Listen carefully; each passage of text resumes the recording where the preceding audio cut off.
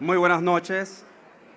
Su Excelencia José Alejandro Rojas, Ministro Consejero de Facilitación de la Inversión Privada. Su Excelencia Doris Zapata, Ministra de Trabajo y Desarrollo Laboral. Sus Excelencias Ministros y Viceministros de Estado, autoridades del Gobierno Nacional, cuerpo diplomático, representantes de gremios y asociaciones, medios de comunicación, damas y caballeros. Bienvenidos a la Cena Empresarial 2023, organizada por el Consejo Nacional de la Empresa Privada, CONEP. Para la invocación religiosa nos acompaña Monseñor José Domingo Ulloa Mendieta, Arzobispo de Panamá. Pueden permanecer sentados. Monseñor.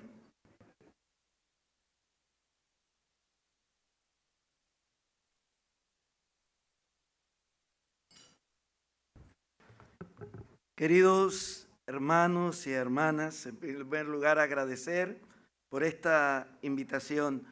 Nos hemos reunido en este evento para reflexionar sobre la democracia, los cambios dentro del cambio como elementos principales para el desarrollo económico y humano. Para que esta reflexión no solo llegue al pensamiento, sino también al corazón, y logremos transformar la economía para que sea más humana, fraterna y solidaria. Después de la pospandemia, queremos hoy invocar al Dios de la vida que hace posible renovar todo cuando somos dóciles a su voluntad. Estamos convencidos, como lo ha reiterado el Papa Francisco en muchas oportunidades, la actividad empresarial es una noble vocación orientada a producir riqueza, multiplicar con esfuerzo y volver más accesible para todos los bienes de este mundo. Las capacidades de los empresarios para hacer crecer los bienes y aumentar la riqueza son un don de Dios y deben orientarse al desarrollo de las demás personas y a la superación de la miseria, especialmente a través de la creación de fuentes de trabajo que es parte ineludible del servicio al bien común. Para los creyentes, una vocación es un llamado de Dios y nada puede venir de Dios que no sea bueno, bello y verdadero. Es así que la actividad empresarial es intrínsecamente buena y no puede ser de otra manera. Ella se rige por los principios universales permanentes y certeros, que son el bien común, el destino universal de los bienes, la subsidiariedad, la participación y la solidaridad. Vista desde la fe, la actividad empresarial puede ser un ejercicio de la misericordia, que es la participación en el amor de Dios por los hombres. Esta capacidad de los empresarios es un don de Dios que debe ser puesto al servicio del bien común para el desarrollo de las demás personas y la superación de la miseria. Si queremos realmente cambios profundos para el progreso social, es necesario alejar del mundo empresarial la tentación de ceder al chantaje o a la extorsión, o a pensar que es algo que todos hacen y que pequeños actos de corrupción no tienen importancia. Cualquier intento de corrupción, activa o pasiva, es adorar al Dios dinero. Bien sabemos que otra gran enfermedad de la economía es que un empresario se transforme en un especulador y que para resolver un problema de su empresa, en lo primero que piensa es en despedir a su gente, construyendo empresas y una economía sin rostro. Por eso hemos de tener miedo de los especuladores y no de los empresarios, porque en la diversidad de las ocupaciones humanas, el rol de los empresarios es clave para sostener al mundo del trabajo y promover el desarrollo social y económico. Es posible, y ustedes lo hacen, combinar una trayectoria empresarial eficaz y exitosa con valores éticos. Es inspirador y también movilizador. Esta necesidad se incrementa frente a tiempos tan críticos como los que atravesamos, afectados por la pandemia y por problemas sociales. Invoquemos al venerable Enrique Schaub, quien era rico y era santo. Es un modelo para imitar y un buen intercesor para alcanzar la perfección en la caridad en el mundo empresarial.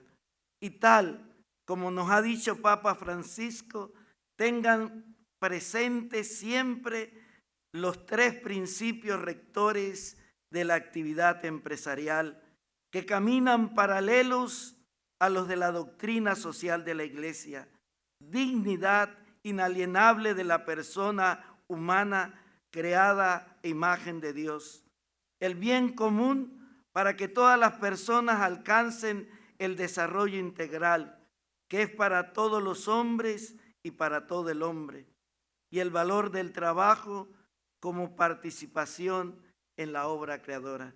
Queridos empresarios, que el Señor los siga bendiciendo y que podamos disfrutar nuevamente del encuentro personal, porque en este tiempo de pandemia hemos visto la mejor tecnología jamás supera el encuentro con el hermano.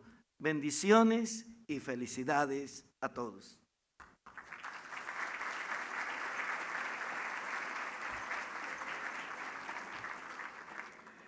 En el año 2019, el sector privado tuvo la oportunidad de reunirse en esta cena empresarial de CONEP.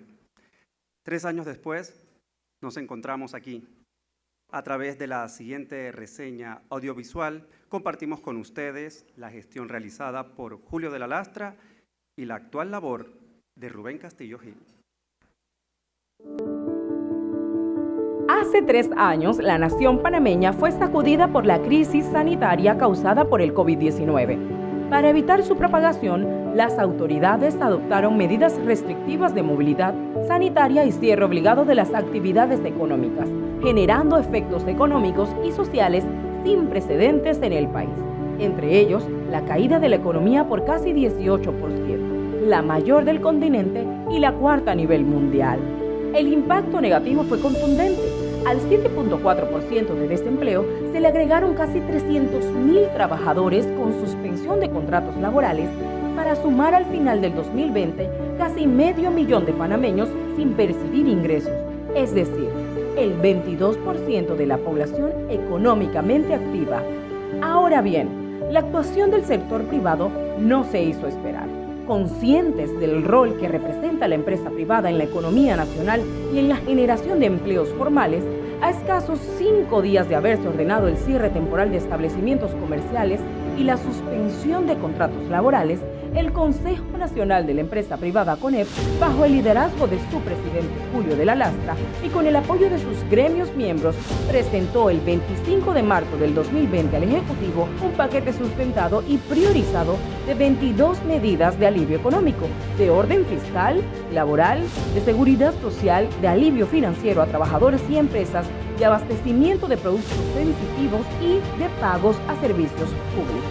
3 días después, el CONEP presenta al Ejecutivo una hoja de ruta de medidas de estímulo a la economía, consistente en la facilitación del crédito y la liquidez, la agilización del pago a proveedores del Estado por más de 1.000 millones de balboas, contrataciones públicas de emergencia y simplificación y digitalización de trámites gubernamentales.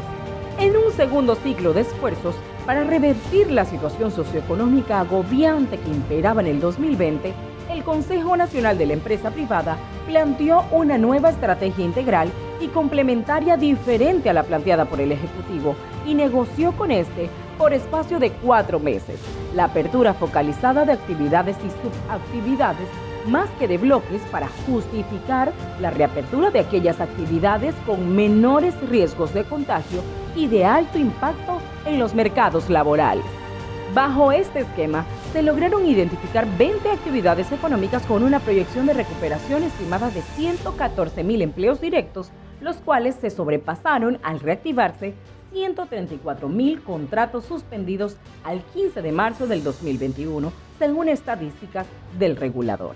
En el año 2021 se le extiende el mandato al presidente Julio de la Lastra por 6 meses, con el objetivo de mantener el liderazgo bajo una situación muy complicada en la cual el país estaba inmerso y en un tercer ciclo de esfuerzo institucional, y consciente del rol que debía ejercer el sector privado en el proceso de recuperación económica y con la experiencia ganada en la negociación para la reapertura de las actividades económicas, el Consejo Nacional de la Empresa Privada conforma la Comisión Especial del Sector Privado para la Reactivación Económica, instancia conformada por los presidentes, directores y equipos técnicos de gremios que representaban a los sectores estratégicos de la economía nacional, y presentó al país, al Ejecutivo y al Legislativo el 19 de abril del 2021 un paquete estructurado de 47 propuestas de alto impacto para la reactivación económica en los sectores de energía, banca, industria, construcción, turismo, agropecuario,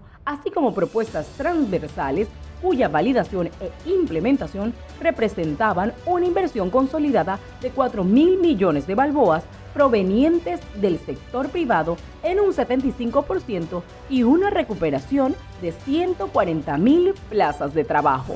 Una vez sustentada ante el Ejecutivo dicho paquete de propuestas de alto impacto, se conforma de manera inmediata la Comisión de Alto Nivel para la Reactivación Económica, con la tarea de validar, consensuar y viabilizar las propuestas presentadas por parte del sector privado. Esta instancia público-privada estuvo conformada por ministros, directores nacionales, presidentes de gremios empresariales y equipo técnico especializado de ambas partes. Para septiembre del 2021, culminado el proceso de validación de las propuestas y obtenido un consenso final del 84%, el sector privado registraba 206.393 contratos laborales reactivados de los 284.209 contratos suspendidos, es decir, un 72.6%. Y la economía contabilizaba un índice mensual de actividad económica por el orden del 14.7%, derivando en un crecimiento del 15.3% del Producto Interno Bruto, cuyo valor alcanzaba los 63.5 mil millones de balboas, equivalente al 95% del valor prepandemia del año 2019. Otro hecho importante en la gestión del presidente Julio de la Lastra fue la celebración de un memorando de entendimiento entre la Asamblea Nacional de Panamá y el CONEP, con el firme propósito de evaluar e identificar aquellos proyectos de leyes que tuviesen un impacto significativo en la generación de empleos y en el proceso de reactivación económica. Al frente del CONEP, Julio de la Lastra enfrentó uno de los periodos más difíciles para el país, culminando su mandato a finales del 2021, con una estructura coordinada de trabajo para dar seguimiento a los temas nacionales. Cumpliendo con sus estatutos y alineado a su institucionalidad, el CONEP realiza sus elecciones para la escogencia de su nuevo presidente en diciembre del 2021, dando como resultado la elección de Rubén Castillo Gil, quien se compromete a darle continuidad al proceso de reactivación económica y recuperación del empleo. Se suma a la Comisión de Alto Nivel Público-Privado para la Reactivación Económica Nacional y presenta al país las tareas pendientes a través del Foro de Reactivación Económica, Realidades, qué hacer, cómo enfrentarlas, realizado el 10 de mayo del 2022, el cual generó el espacio para que autoridades, empresarios, gremios y profesionales hicieron un balance de los elementos que en su momento dinamizaron y obstaculizaron el crecimiento y las acciones requeridas para mejorar el entorno de negocios y elevar los niveles de competitividad del país en su conjunto. Avanzando con una agenda de retos impostergables, CONEP presentó a la sociedad, mediante convocatoria a los medios de comunicación y exposiciones grupales diversas, su propuesta de 3 pilares para rescatar el programa de invalidez, vejez y muerte de la Caja del Seguro Social el 4 de abril del 2022. Otro desafío impostergable asumido en la agenda de actuación del CONEP ha sido el fortalecimiento del sector primario y agroalimentario del país, para lo cual se instala en abril del 2022 la Comisión de Asuntos Agropecuarios del CONEP con la misión de generar y fortalecer los espacios público-privados para acelerar la reactivación del sector e impulsar iniciativas que deriven en un mayor posicionamiento e integración de este en el engranaje económico nacional. Al ser la educación un desafío medular, el CONEP presentó el 30 de junio del 2022, en el marco de la Comisión de Desarrollo Sostenible y Empleo Juvenil del Consejo de la Concertación Nacional para el Desarrollo, una propuesta de líneas de acción en 4 ámbitos: institucional, marcos normativos, habilitación de entornos propicios y programas especiales, la cual se prevé presentar en la plenaria de dicho consejo. A mediados de julio del año 2022, el país es detenido por un grupo minúsculo de activistas antisistema de la libre empresa, interrumpiendo por varias semanas la libre circulación en las principales vías de comunicación del país, afectando con ello la provisión de alimentos, las clases en los planteles educativos, el acceso a los centros de salud, el comercio, la industria y el turismo, entre otras afectaciones. Ante esta situación, el CONEP rechazó la actuación de este grupo, el control de precios y la imposición de condiciones mínimas para el diálogo, y exigió la inmediata inclusión del sector privado en la mesa del diálogo.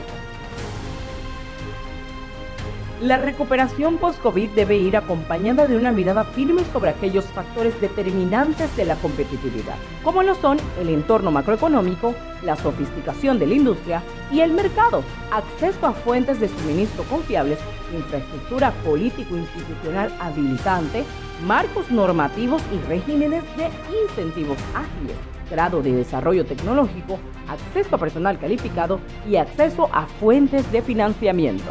En ese sentido, y de cara a un año preelectoral, el Consejo Nacional de la Empresa Privada, CONEP, deja constancia que es importante para el país proyectar una imagen donde se respeten las reglas del juego, donde la burocracia no conspire contra la actividad económica, la educación y la cultura ocupen el verdadero sitial que se merecen en la agenda nacional, que los espacios de diálogo, a generarse con competencia en tema económico, consideren al sector empleador de manera legítima y equitativa. No podemos permitir que el clientelismo y las prácticas prebendarias imperen empañando el escenario nacional. Panamá es un país que ofrece todas las condiciones para triunfar. Ejerzamos todos nuestro rol de ciudadanos responsables y concentrémonos en trabajar para que las posibilidades de éxito se materialicen. ¡Claro que podemos! Claro que podemos, y aquí estamos. Damas y caballeros, recibimos al doctor Rubén Castillo Gil, presidente de CONEP.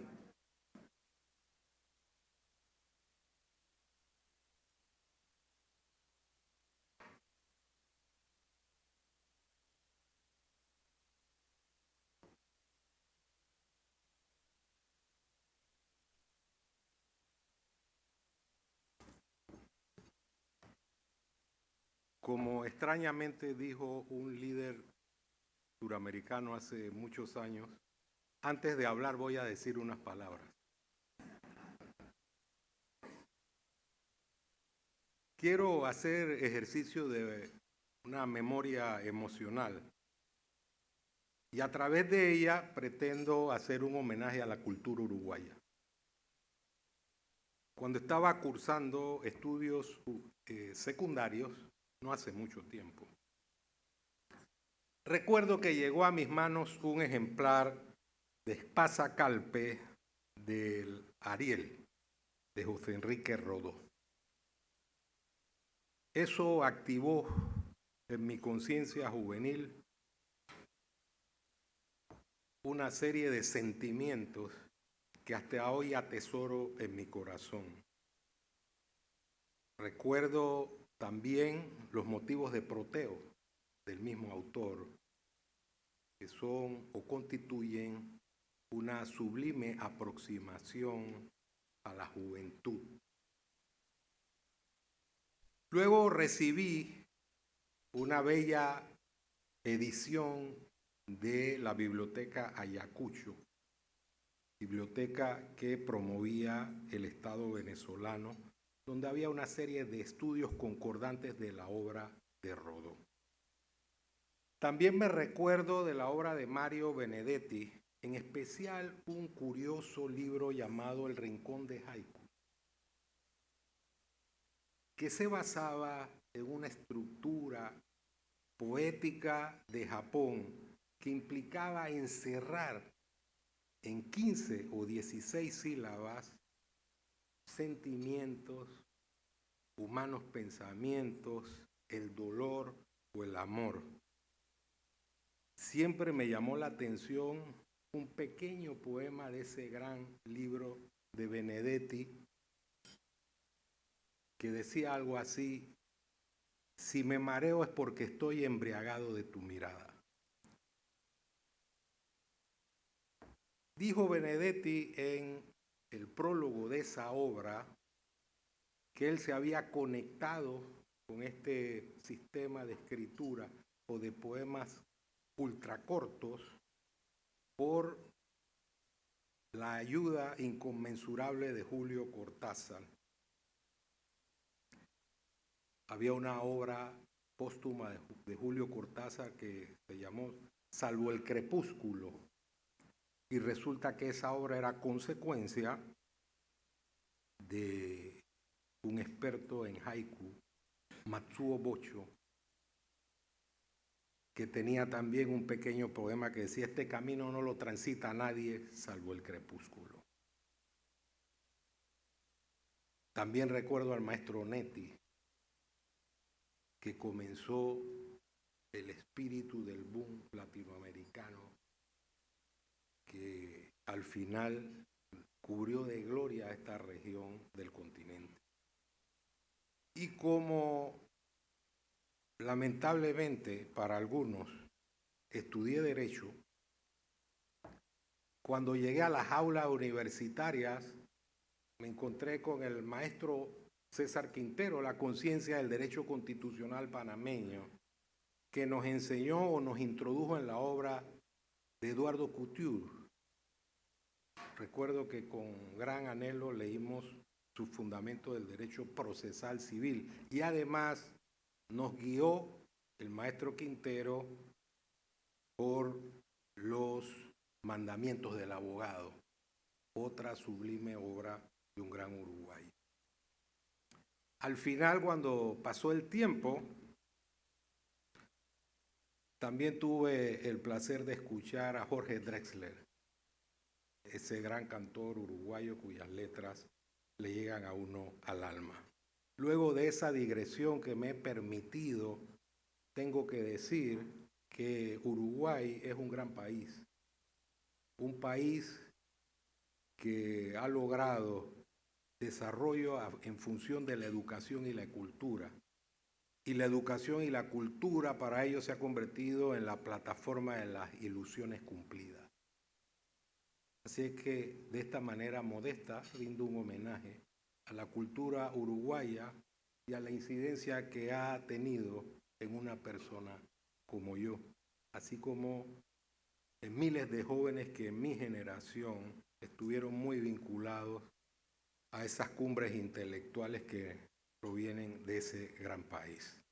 Me ahorro los saludos, simplemente les digo a todos buenas noches, agradecido de estar aquí y agradecido de recibirlos. Para mí es un honor mayúsculo reencontrarnos en esta noche especial. Hoy el sector privado se reencuentra en la cena del Consejo Nacional de la Empresa Privada luego de una dura travesía marcada por el impacto del COVID-19. La pandemia se convirtió en una nueva prueba para la humanidad. El cierre de la actividad económica y sobre todo el drama cotidiano de las pérdidas humanas pusieron la pauta de un evidente momento gris de nuestras sociedades. La crisis demostró el espíritu resiliente de empresarios y trabajadores. Además, quedó evidenciado el hecho de que la ciencia y la tecnología son determinantes en el mundo de la modernidad. El Consejo Nacional de la Empresa Privada, desde la declaratoria del estado de emergencia, puso toda la fuerza de sus gremios en pos del objetivo de enfrentar la crisis con ideas lógicas y con espíritu de colaboración. Siempre hemos creído que Panamá es una nación con muchas oportunidades, que se agiganta frente a las adversidades.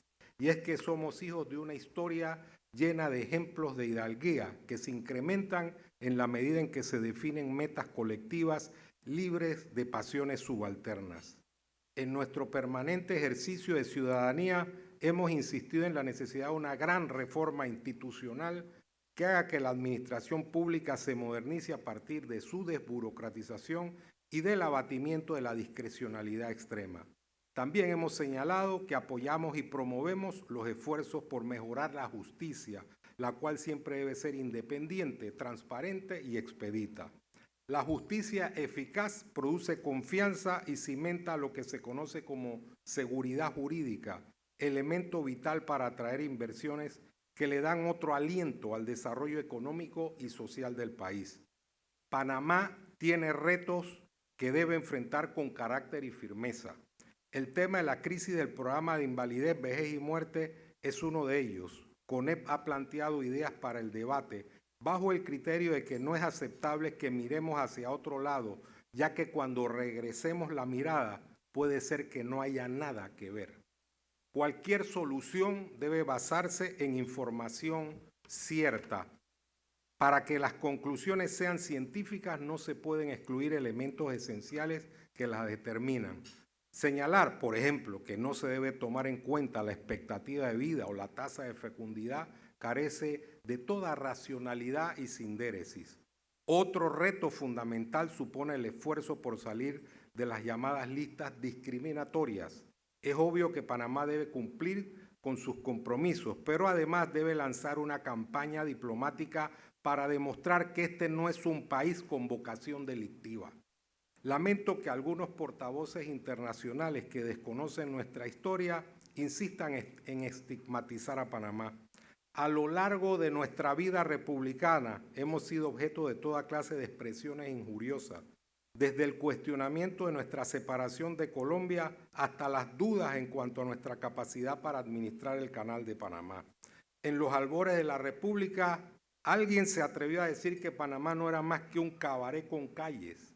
Y hace unos años, una campaña inicua nos puso de manera extravagante en el centro de toda forma de delincuencia económica.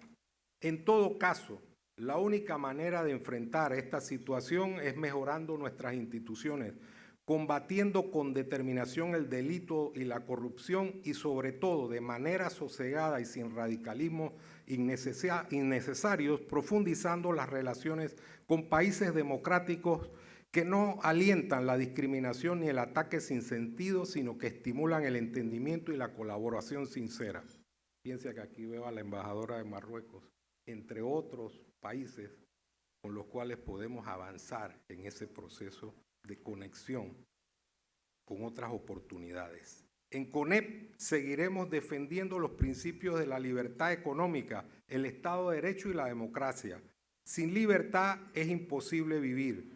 Cualquier fórmula que exacerbe el estatismo está destinada al fracaso. La historia pone de manifiesto que la creatividad y el espíritu emprendedor de la mano de la educación y la cultura constituyen el alimento del progreso social y de la igualdad de oportunidades. Parafraseando al presidente Sanguinetti, debemos afirmar que no hay palabra más mágica que alivie todos los dolores. Y agrego, ni ideología que produzca felicidad instantánea. Reiteramos que la educación, el trabajo y la definición de objetivos nacionales son las herramientas que nos llevarán a la tierra prometida del progreso social y el desarrollo. Por lo anterior, debemos decir con contundencia que las políticas populistas anulan el futuro de cualquier sociedad, ya que incrementan la cruel dependencia entre los ciudadanos y el Estado, el cual se convierte, como diría el gran Octavio Paz, en un ogro filantrópico.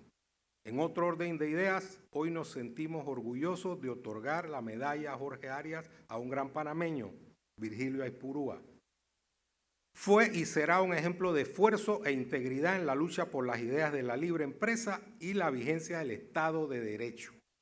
También nos emociona celebrar el 75º aniversario de las empresas Melo, fiel demostración de lo que podemos hacer los panameños si tenemos objetivos claros.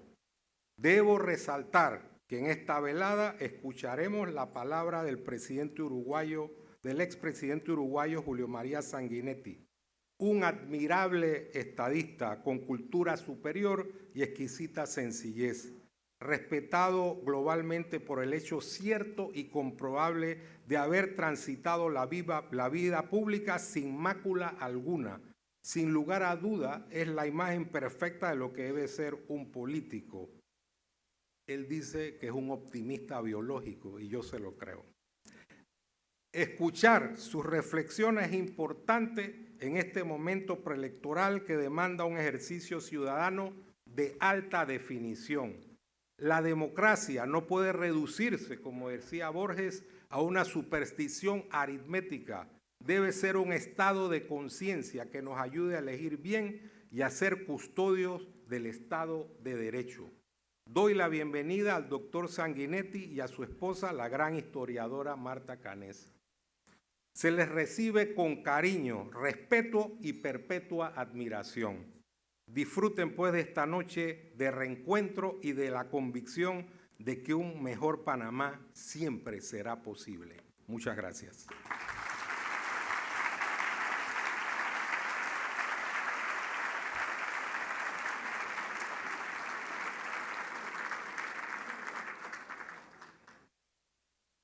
Marcamos un espacio en nuestra agenda para el servicio de la cena. Pueden escanear el código QR que encuentran en sus mesas para conocer el programa y el menú que vamos a ofrecer. Buen apetito.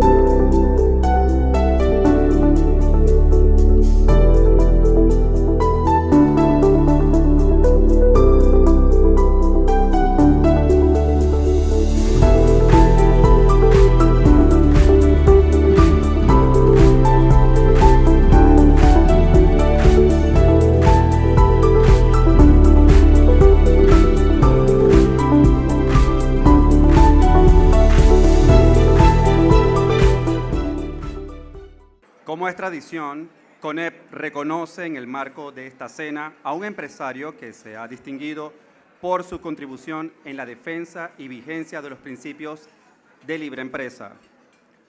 Jorge M. Arias fue el primer presidente de CONEP, un empresario auténtico, un hombre con mística e ideales, forjado en el convencimiento que el desarrollo económico y social alcanzan su plenitud si se logra promover el bienestar material y espiritual de todos. Un ciudadano que sustentó su conducta y acción en el ejercicio de una elevada escala de valores éticos y morales. En honor a su memoria, esta medalla lleva su nombre. Y este año, CONEP distingue y rinde honor al doctor Manuel Virgilio Aizpurúa Velázquez.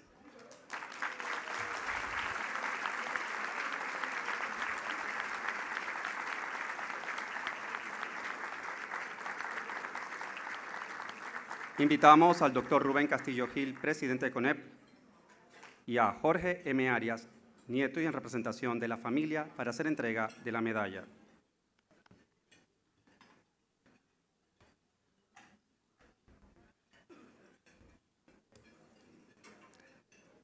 El doctor Aizpurúa, conocido por todos como Gillo, nace en la ciudad de Panamá el 24 de junio de 1939. Realizó sus estudios académicos en Argentina, España y en Panamá. Acompañado por más de 40 años por Patricia Rojas de Aizpurúa, ha formado un hogar de 3 hijos, Manuel José, Manuel Virgilio y Patricia Adela, y 7 nietos, María Isabel, Juan Manuel, Emilio Vicente, Diego Román, Natalia, Juan Pablo y Manuel Alejandro. Abogado de profesión, se desempeñó por más de 25 años como vicepresidente de Asuntos Legales y Gubernamentales de Chiquita Brands International hasta su reciente retiro. Doctor, lo escuchamos. Muchas gracias, señor Rubén Castillo Gil, presidente del Consejo Nacional de la Empresa Privada, señoras y señores expresidentes del CONEP, distinguida señora María Eugenia López, presidenta de la Corte Suprema de Justicia, señor Julio Sanguinetti, expresidente, doblemente presidente de la República Oriental del Uruguay, amigas y amigos. Acepto este honor con mucho cariño, pero también en la conciencia de que es un honor inmerecido, porque sé que aquí hay muchas personas más merecedoras del mismo que yo. A veces uno pregunta qué pude hacer por tal o cual institución, y yo debo confesarles que para mí es más importante lo que la gente del CONEP ha hecho por mí. Es decir, esa gente que además de atender los asuntos de su hogar, los asuntos de su empresa, sus gremios de base, todavía dedican tiempo hasta altas horas de la noche a atender los asuntos del CONEP. Como si esto fuera poco, después se ven en la necesidad de concretar esos esfuerzos, inclusive de tener que plantearlos, como ustedes pudieron ver, ante las altas autoridades nacionales. Eso es un ejemplo que nos debe servir a todos y a nuestros descendientes para el futuro. Estoy seguro que ustedes podrán darle ese legado a sus hijos y que el CONEP está en buenas manos. Señor Jorge Arias, muy agradecido por esta distinción. Gracias, Rubén. Hasta luego.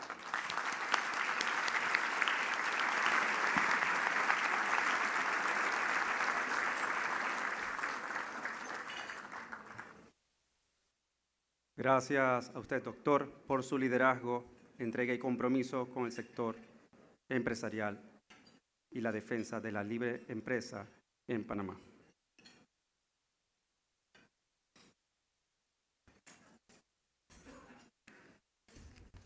Vamos a continuar con nuestro programa.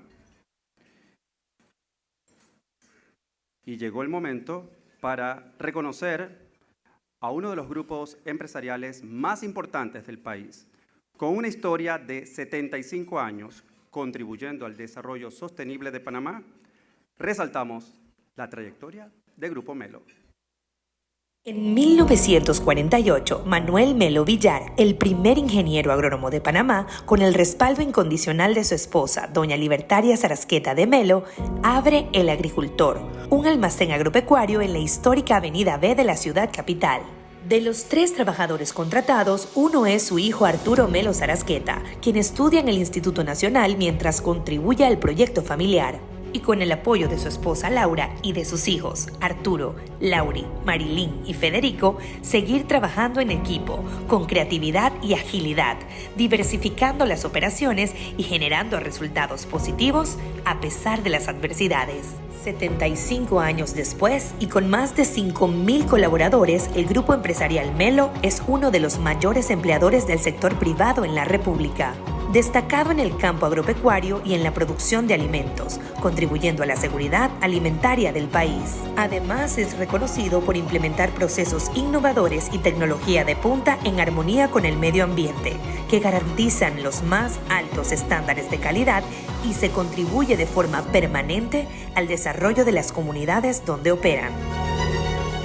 Grupo Melo, 75 años orgullosamente panameño.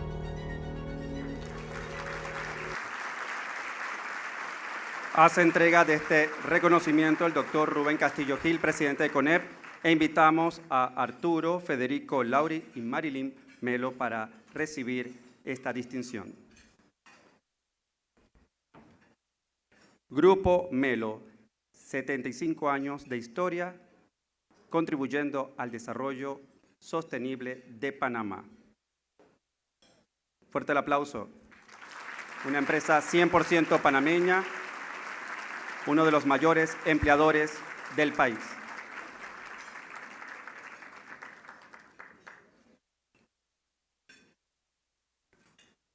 Recibimos al señor Arturo Melocá con su mensaje por este reconocimiento.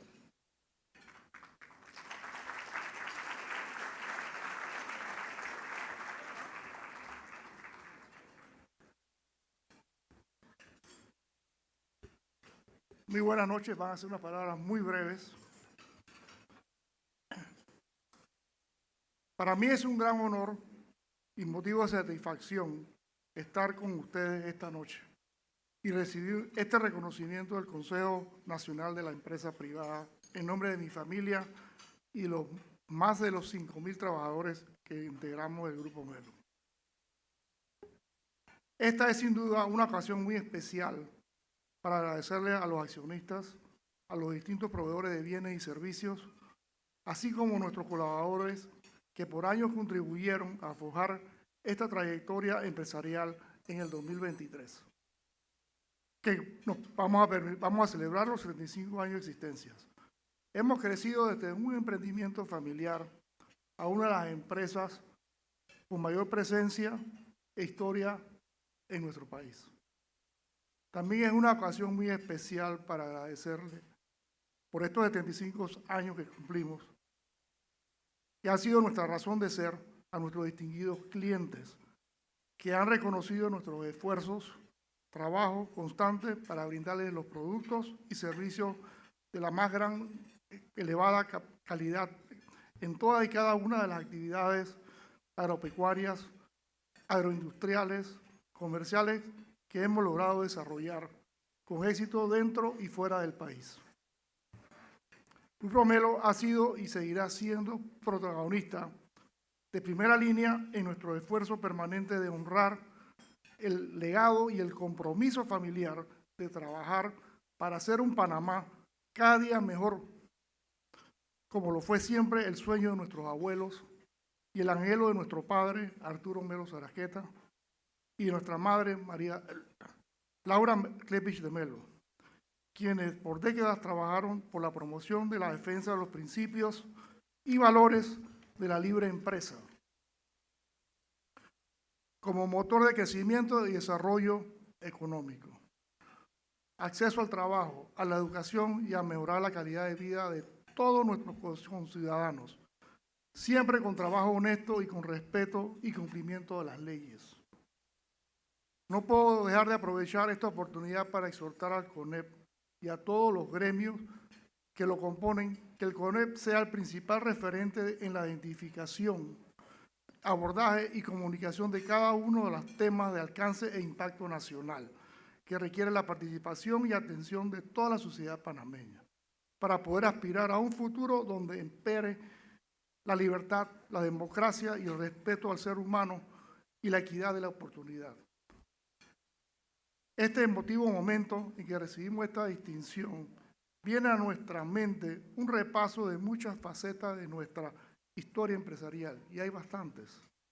Y con ello, la pregunta obligante, ¿cuál es el principio distintivo que define nuestro enfoque y propósito y que ha guiado nuestra dinámica institucional? Y la respuesta, sin vacilar, recaerá siempre en nuestras raíces 100% panameñas, fuente de nuestra inspiración, orgullo y devoción a lo largo de los últimos 75 años. Gracias al CONEP y que Dios siga bendiciendo a nuestro país. Muchas gracias.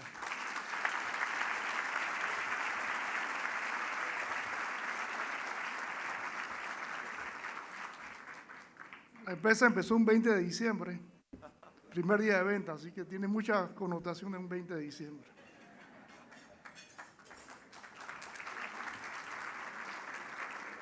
Enhorabuena para Grupo Melo.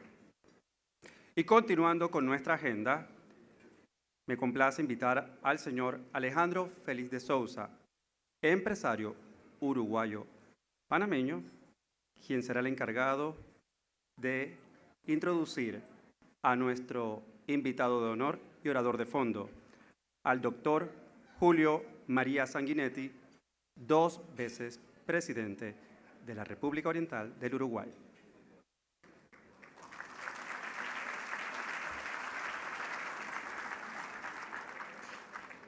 Bueno, se imaginarán, después de hace 26 años pude ver al presidente Sanguinetti ante una audiencia tan grande como esta en Japón, dar realmente una lección de oratoria y nos hizo pasar a todos los que estuvimos ahí un viaje a través de las décadas de lo que ha sido la historia de la humanidad. Y ayer, como lo recordábamos un momentito, habló en ese día en Japón de algo que es tan actual hoy, que es qué pueden hacer los gobiernos para evitar las crisis bancarias y cómo las crisis bancarias pueden ser uno de los mayores peligros para la sociedad.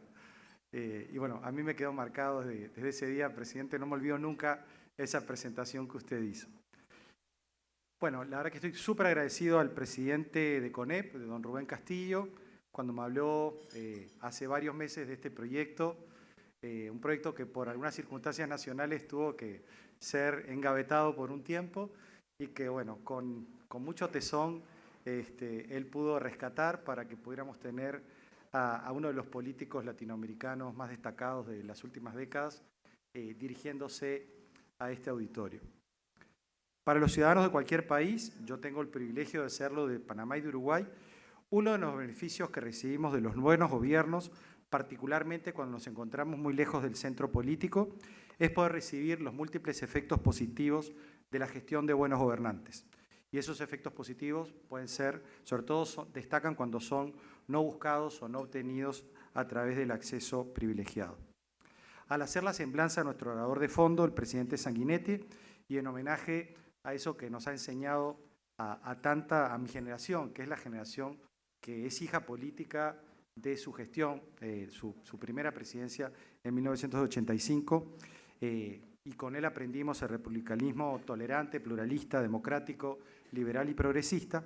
Voy a describir también la forma maravillosa, efectiva e invisible en que operan esas externalidades positivas que un gobernante responsable genera a los ciudadanos. Y esta es la maravilla con la que opera una buena gobernanza política. Cuando se hace y se produce el bien sin mirar a quién. Yo soy un beneficiario de esa gobernanza política. En el año 1986, en su primer periodo de gobierno, el presidente Sanguinetti introduce una modificación legislativa por la cual se establece la obligatoriedad del concurso de oposición y méritos para entrar a carrera diplomática.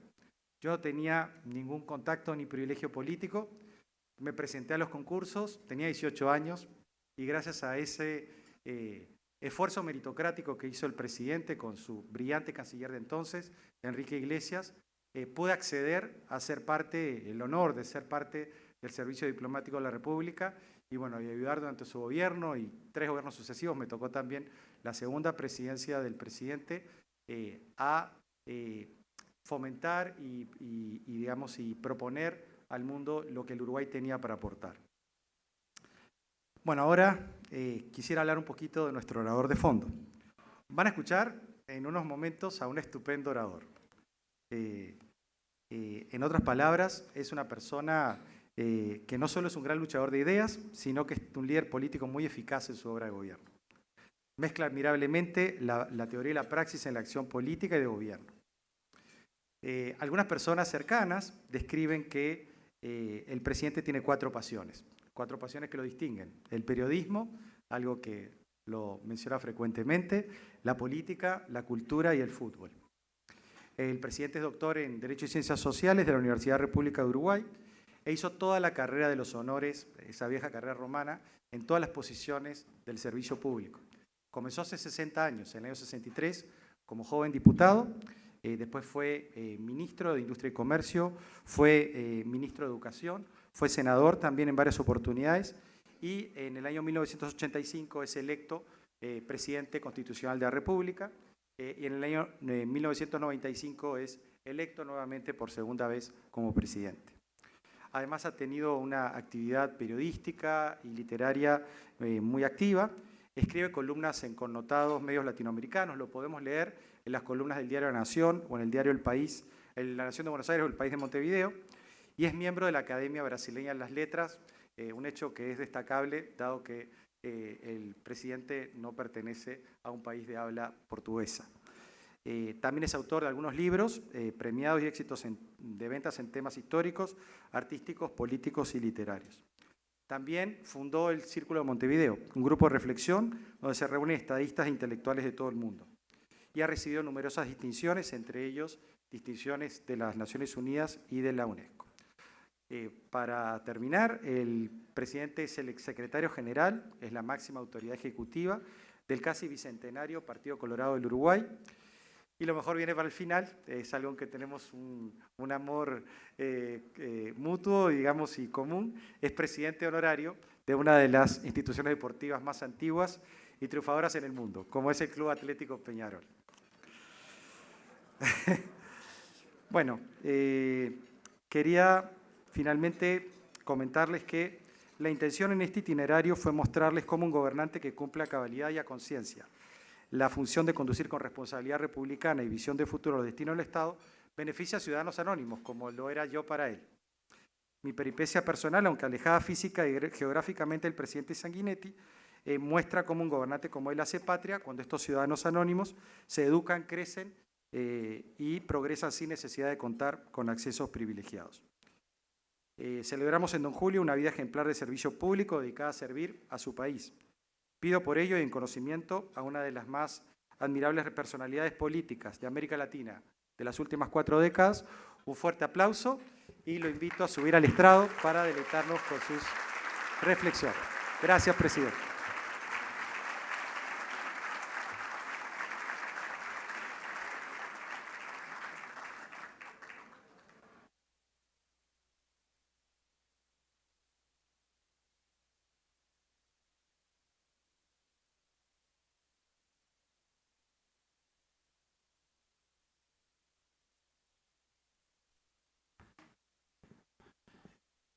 Bueno, queridas amigas, queridos amigos, ante todo agradecerle a esta CONEP que nos permite una vez más la ocasión de estar en este país.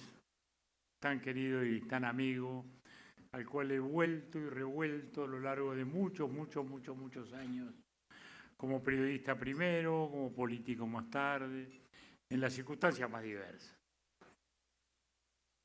No puedo olvidar una, que siempre la comento, que fue allá año 92-93, Panamá saliendo de las turbulencias políticas de aquel tiempo, y Naciones Unidas nos invita al presidente Belisario Betancur de Colombia, maravilloso ciudadano de América, exquisito cultor de nuestro lenguaje castellano, espíritu superior, y a mí, a que hiciéramos lo que llamaron una facilitación de diálogo, en esas palabras que usa a veces la burocracia internacional, pero que en este caso iba al caso, porque partimos todos a Bambito en un avión y la partida no presagiaba nada bueno, no se saludaba nadie.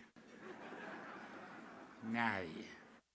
Ustedes imaginan los nombres que había entonces para tener alguna idea de quiénes eran aquellos personajes con los que estábamos transitando, ¿no? Bueno, y que venían de aquel momento terrible. Bueno, allá nos encerramos en una especie de claustro, Belisario y yo, a encantar serpientes. Terminamos al final cantando boleros y tangos y volvieron todos en paz. Y en paz ha vivido Panamá desde entonces. Y eso nos hace muy felices, porque esa continuidad institucional y esa continuidad política es la base de la prosperidad. En tiempos como los que estamos viviendo, estamos en medio de un cambio de civilización del cual nos enteramos que estaba ocurriendo cuando se cayó el muro de Berlín, y como ya no estábamos obligados a dividirnos entre aquellos dos campos políticos y filosóficos, el de la democracia liberal de un lado, el del socialismo del otro, en que parecíamos entrando ya a la paz eterna, a la paz perpetua de la que hablaba Kant en su famoso ensayo. Sin embargo, los tiempos fueron mostrando otras cosas. Y la globalización venía ocurriendo porque era un fenómeno científico y tecnológico. No lo había decretado nadie. Y ese cambio de civilización y esa globalización tenía sus particularidades, porque tan científico y tecnológico y silencioso había sido el cambio, que no tenía conducción, porque la gran globalización del final del siglo XV y XVI, de la cual somos hijos todos nosotros, la condujeron España y Portugal. La del siglo XIX la condujo Inglaterra. Pero luego de que vivimos el mundo bipolar, nos encontramos con que el mundo se había globalizado por la comunicación, el mundo se había intercomunicado por la ciencia, que nos habíamos encontrado con que los humanos nos comunicábamos distinto, producíamos distinto y la riqueza ya era otra, hasta el punto ya que la famosa lista de Forbes no aparecían ni los banqueros ni los fabricantes de automóviles, sino estos personajes jovencitos que aparecían allí con mirada extravagante y que solo producían esos fenómenos inmateriales que nos siguen conduciendo. Pero en medio de ese cambio y de esa globalización, y más allá de las guerras o de conflictos particulares que hubo, hemos vivido en los últimos tiempos ya algunos fenómenos de retroceso. El 2008 fue una crisis financiera bancaria que marcó los límites de la libertad financiera y que ya ahí introdujo algunos elementos restrictivos de la globalización.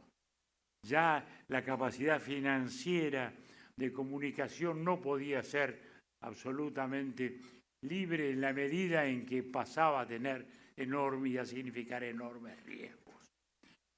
Luego empezó una cierta competencia en los productos tecnológicos entre China y Estados Unidos, y Estados Unidos empezara a restringir las importaciones tecnológicas desde China.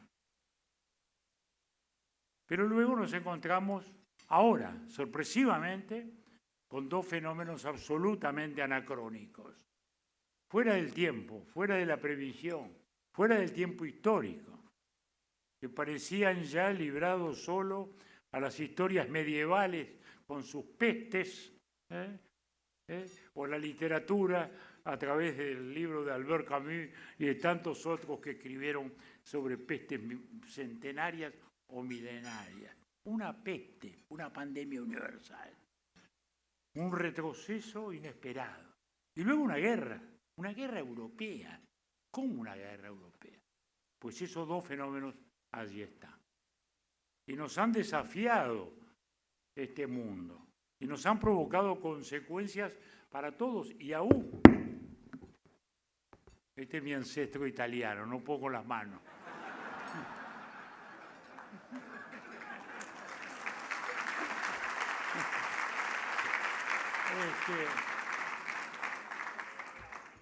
Somos todos gasmanescos. Entonces, la pandemia.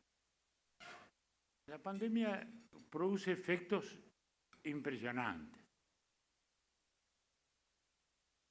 muy relevantes.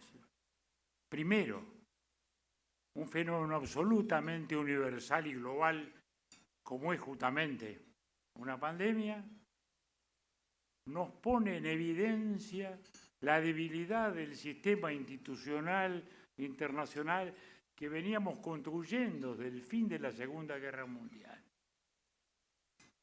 La organización internacional estaba superada, no pudo manejar el tema. La insolidaridad campeó. Cada uno hizo lo que se le ocurrió. Cada país asumió el camino que pudo. Y eso nos puso realmente en el espejo de una realidad que aún hoy la tenemos. No teníamos la capacidad de regular fenómenos tan importantes, aún como ese, de tan enorme y profunda repercusión humana. Y eso allí está. Eso quedó. Y espero que nos haya quedado de algún modo como enseñanza y como semilla fértil de lo que tenemos que pensar. En segundo lugar, esa pandemia recuperó la centralidad del Estado. Veníamos de años y años en los cuales el Estado venía siendo limitado, de algún modo cercenado, cuestionado en sus intervenciones y por lo internacional o por lo nacional, de algún modo venía retrocediendo en su capacidad de manejo del Estado, hasta que la crisis pone al Estado en el centro. La sociedad, en el pánico, mira al Estado. Le pide protección, que es para lo que nació el Estado. Así nacieron las primeras polis griegas, para proteger.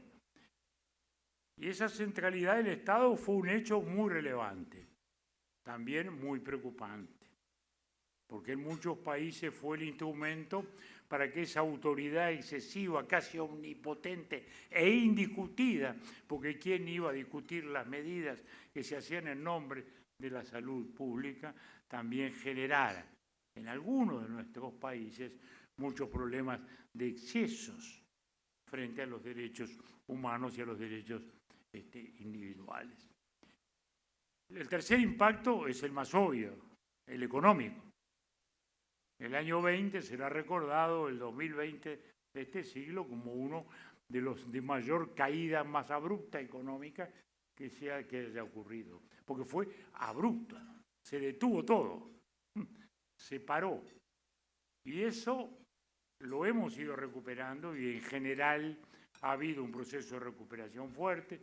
Lo documentaba aquí el video hace un rato en Panamá, lo podemos hablar también de nuestro país, pero ha costado.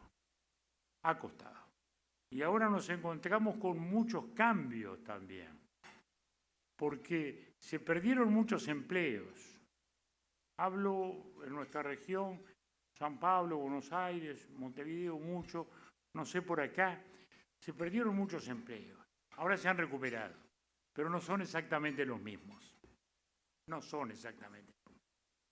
¿Por qué? Porque la tendencia a la digitalización de la sociedad, que era y de la economía, y de los procesos de organización que ya venía ocurriendo y que estaban en la base de esa globalización, se aceleraron enormemente. A tal punto que apareció ese trabajo a distancia como un elemento dominante y con una exigencia claramente cada vez mayor de esa capacitación. La empresa, obligada a sobrevivir a cualquier precio, suprimió aquellos empleos de menor exigencia técnica y en cambio privilegió y recuperó los otros que era lo que le permitían luego a la salida de la crisis estar. Y allí hay repercusiones sociales que no se pueden ignorar. Del mismo modo que llegó para siempre el trabajo a distancia. Ya venía ocurriendo lentamente, veníamos alternando hasta que el Zoom pasó a ser nuestra propia vida. Pasamos, como yo decía, yo dejé de vivir en Punta Carreta, Montevideo, pasé a vivir en el Zoom. Uno se levantaba con la prensa, las reuniones con el Zoom, las reuniones tal, empezamos luego en el partido, nuestro comité ejecutivo reunirse por Zoom, al principio qué raro, ahora nadie más quiere ir a la casa del partido a reunirse, para no levantarse temprano y estar a las 10 de la mañana, ¿no? Y eso le pasa a las empresas también. Le pasa a las empresas, le pasa al Estado. Hay una dificultad en el retorno a eso y eso es algo que ya quedó para siempre y que tendremos que aprender naturalmente a administrar. Y lo vamos a hacer, porque de algún modo ya eso se va reacomodando. Entonces vean ustedes cuántas cosas nos ha dejado esta pandemia en aspectos tan centrales como es el Estado, la capacidad del Estado para atender la salud, la organización internacional rebasada, las características del empleo y de todos estos factores de comunicación sustancial. De modo que allí está la pandemia. Pasó, pero dejó. Dejó heridas, pero dejó activos. Dejó también promesas. Y luego el otro segundo gran anacronismo, la guerra. ¿Cómo una guerra? Una guerra europea, sí, una guerra europea que pasa a ser prácticamente una guerra universal. Y el impacto nos llega a todos. Nos cambia los parámetros de comportamiento, las capacidades de análisis. Volvemos al tema, ¿qué es esta globalización cuando nos encontramos con un fenómeno de estas características? ¿Cómo en medio de una globalización se produce esto? Bueno, y ahí renacen dos conceptos que parecían abandonados. Uno es la geopolítica, tan consustancial para la vida de Panamá, tan ontológica y existencial. Pero entonces, la geopolítica, ¿cómo? Pero que el mundo no es global, no es que nos intercomunicamos. No, bueno, es que sí, hemos vuelto a un mundo de influencias regionales, hemos vuelto a dividirnos, hemos vuelto a agruparnos en función de solidaridades políticas. Y esto, sin duda, es realmente un fenómeno nuevo, gravitante, poderoso, preocupante. Pensemos que Rusia ha quedado desgajada de Occidente por una agresión. Incuestionablemente Rusia agredió a Ucrania. No había ninguna razón ni política, ni jurídica, ni militar. No se puede hablar de que esto, que la OTAN, esto, lo otro. No, señores. No. Rusia invadió Crimea, nadie dijo nada o dijo poco y nos quedamos con algunas declaraciones. Y como invadió Crimea también dijo, no voy a tolerar que tenga un gobierno independiente, quiero uno igual al de Bielorrusia, y como no lo tengo, la invade. Y ahí estamos en esta tremenda situación. También anacrónica, porque estábamos acostumbrados a pensar, bueno, la Guerra Fría, o la Segunda Guerra Mundial, un gran conflicto ideológico, la democracia contra el fascismo, la democracia contra el nazismo, la Guerra Fría, que fue fría entre Rusia y Estados Unidos, pero no en América Latina, donde el tributo de sangre fue bastante más fuerte de lo que se suele recordar. Pero sin embargo, entonces, ¿y esto qué es? No estamos en una guerra ideológica, no estamos como fue la Guerra Fría, no estamos en una guerra, es una guerra territorial, es una guerra del siglo XVIII, que se libra a su vez con las armas del siglo XX, no con las del siglo XXI, casi con las del siglo XIX. Entonces, qué extraña cosa, qué extraño anacronismo este. Entendamos, no es novedoso en Rusia, esto es una vieja historia, porque Pedro el Grande ya sostenía, Pedro el Grande, el gran constructor de San Petersburgo, ya sostenía que la fortaleza de Rusia estaba en la conquista de su frontera. Esto no lo entendían mucho los norteamericanos y los ingleses cuando Stalin en la posguerra, por el final de la Segunda Guerra, reivindicaba cosas exactamente iguales a las de Pedro el Grande, que son estas mismas. Es decir, los países bálticos, Bielorrusia, Ucrania. Tony Judd lo explica muy bien. Y dice, se asombraban de Stalin porque no se acordaban de Pedro el Grande. Y Pedro el Grande es el que ha homenajeado a Putin. La gran diferencia es que Pedro el Grande era europeísta. Y Putin, que parecía serlo, ahora se ha enfrentado a Occidente. Y no deja de ser un desgajamiento cultural. Pero esto muy, muy profundo. Yo lo siento mucho, pero lo dejamos para otro día. Porque mi generación se hizo leyendo a Dostoyevsky, se hizo escuchando a Rachmaninoff, se hizo escuchando a los grandes músicos rusos, Stravinsky, que era la modernidad, Rachmaninoff, que era el último romántico, ¿no? Chekhov, con sus cuentos maravillosos, fue nuestro mundo, ¿no? Ni hablemos Tolstoy. Bueno, los artistas, el arte moderno constructivo nace allí, con Malevich, con Kandinsky. Bueno, entonces eso es otra vertiente que en algún momento vamos a tener que hablar y pensar. Pero acá estamos hoy entonces en una guerra, y esta guerra ha cambiado todo. Y ha generado situaciones muy grandes. Para empezar, Estados Unidos nunca ha estado más cerca de Europa, o Europa nunca ha estado más cerca de Estados Unidos. O sea, se ha producido una aproximación fuerte. China ha quedado en una posición incómoda, sin duda. ¿Por qué? Está allí. Acá está nuestro amigo el embajador de China.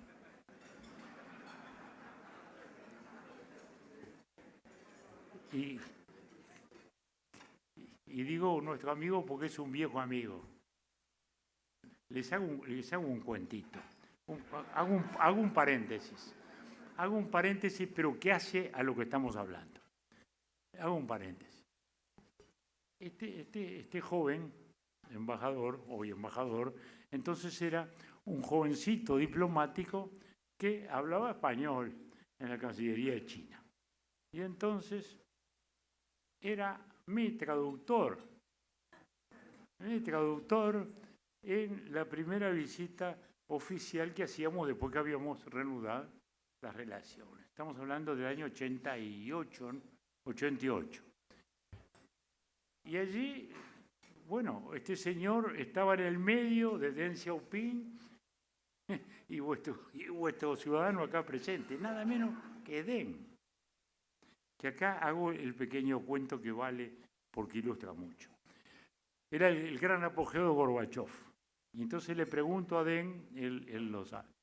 Digo, ¿cómo ve a Gorbachov? Y me dice, está terminado, está liquidado y no se da cuenta. Bueno, le pregunté a él 2 veces. Yo digo, ¿qué quiere decir? ¿Que está muerto? ¿No? Y él me aclara, no, pensé en Borges y el cuento de los muertos, ¿no? No, me dice que está que está como acabado y que no se da cuenta de lo que le está pasando. Y entonces la pregunta obvia siguiente era, bueno, ¿por qué? Y me dice, ¿por qué él cree que puede hacer la reforma política y la reforma económica a la vez? Y no se da cuenta de que la reforma política, Den era chiquitito así. Tenía una salivadera adelante, hablaba despacito y fumaba todo el tiempo. Y entonces, dice Den, dice, cree eso está equivocado. Porque no se da cuenta que la reforma política se va a comer la económica. Y que después se va a comer a sí misma. Eso va a pasar en Rusia y no va a pasar acá. Acá vamos a hacer la reforma económica. Esperamos llegar al año 2000 con un país sin hambre. Pensamos llegar al 2030 con un país de ingresos medios. Y en el 2050, por allá, discutiremos cómo es esto de compatibilizar la economía de mercado y el socialismo. Es bastante revelador, porque por un lado tenemos una Rusia en que realmente la política se comió todo y hoy tenemos de nuevo un nuevo autoritarismo de raíz zarista, hasta incluso con un inesperado apoyo religioso, señor obispo, inesperado apoyo religioso, que reconstruye, digamos, esa vieja concepción imperial. Y por otro lado nos encontramos con una China poderosa, una China que justamente a eso se avanza, pero que ahora tiene un gran desafío, y permítame decírselo también, embajador, con cierta imprudencia, si usted quiere. Y es que China sí tiene una enorme responsabilidad, porque si es potencia ahora su rol pasa a ser fundamental. Porque dadas las condiciones como están, tiene que ser un factor de paz. Y puede ser un factor de paz. Y debe ser un factor de paz. Lo está intentando, si me permite, para mí tímidamente. Porque va a ser muy difícil, nos damos cuenta, muy difícil resolver que Ucrania acepte perder parte de su territorio, es impensable. Un tratado definitivo difícilmente haya. Putin, ¿cómo hace para entregar lo que de algún modo conquistó con las armas sin caerse? ¿No? Porque en Rusia ya pagaba un tributo de sangre enorme. Que la sangre vale distinto cuando se riega por defender su propia patria, cuando se riega en una agresión que no se extiende. Y bien que lo sufrió Estados Unidos con la crisis espiritual que le significó Vietnam, que por encima de todo le significó una crisis espiritual. Y algo parecido es lo que debe estar viviendo o va a vivir también la sociedad rusa. Entonces, tenemos aquí esta guerra con profundas consecuencias. Está claro que a su vez nos genera otro concepto nuevo, no solo la geopolítica que renace, la seguridad nacional, que parecía algo de la época de las dictaduras, en que se hablaba de la seguridad nacional como un factor amplio para justificar los sistemas autoritarios. Pero ¿qué es lo que ocurrió? El ejemplo es Alemania, el país económicamente más fuerte de Europa, se encuentra con que de un día para el otro está desvalida en una situación de guerra. No tiene ejército, no tiene fuerza militar y su energía depende del enemigo. Entonces, un país que había apostado generosamente, justamente, hoy se dice ingenuamente. En aquel momento aparecía como realmente lo que había que hacer, ¿no?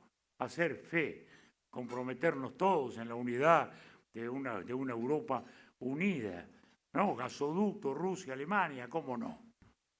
Y ahora resulta que Alemania se ve enfrentada a esa realidad y tiene que aumentar sus presupuestos militares, algo impensado, luego de los traumas de la Segunda Guerra. Tiene que rever su política energética y toda Europa pasa ahora sí también a rever su política energética con todas las consecuencias hacia el mundo. Renace el carbón, que parecía condenado. Los arrebatos contra la energía nuclear, que parecía también vituperada, salvo el reducto francés, porque Alemania había condenado la energía nuclear y Francia le vendía energía que producía en plantas nucleares. Son las paradojas que ocurren con las prohibiciones que hacen los estados. Pero así era la vida. Y hoy estamos entonces en un profundo cambio energético que es el motor, ¿no? Que es el nervio motor de la sociedad. Entonces, es un panorama mundial muy extraño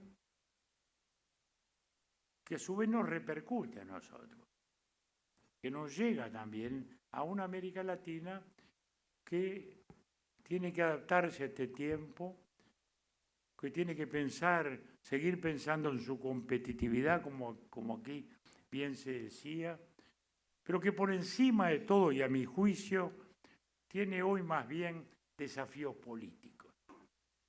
Los problemas de la América Latina en la perspectiva del tiempo hoy son fundamentalmente políticos. Chávez no fue el que destruyó los partidos políticos de Venezuela.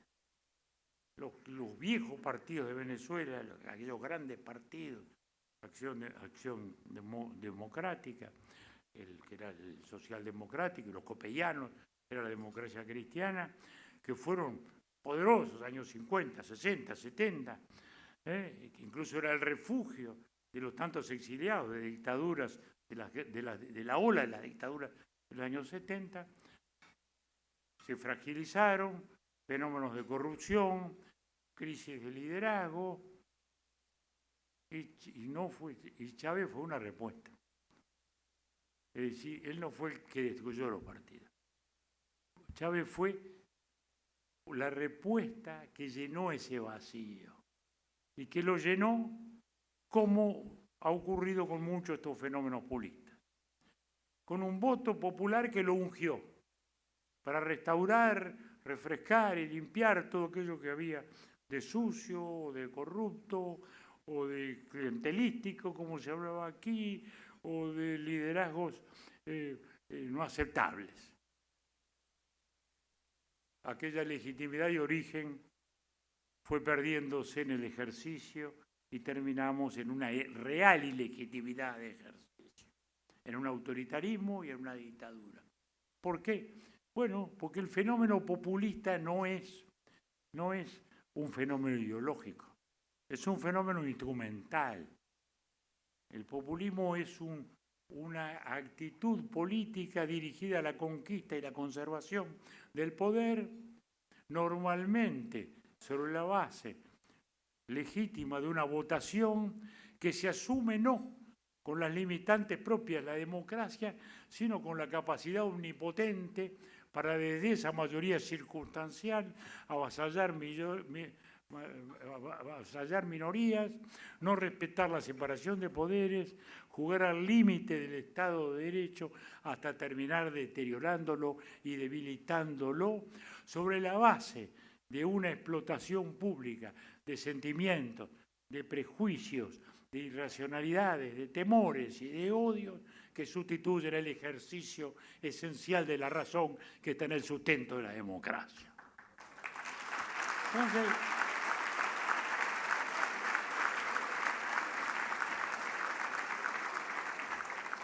y eso no es derecha o izquierda. Eso no es derecha o izquierda porque es instrumental. Sí, podemos hablar del chavismo a la izquierda, Podemos hablar de cómo empezó Daniel Ortega, a quien conocimos desde aquellos años tan lejanos de su revolución, tan esperanzada, ¿no, verdad? Y en lo que fue derivando más tarde, y en lo que luego volvió, y parecía que la democracia se había instalado en Nicaragua y ha terminado en lo que ha terminado en este esperpento. Eso a la izquierda, pero también a la derecha hemos tenido populismos que felizmente no llegaron a torcer la institucionalidad de dos grandes países, porque Bolsonaro y Trump son políticos populistas. Lo digo con toda claridad, son políticos populistas.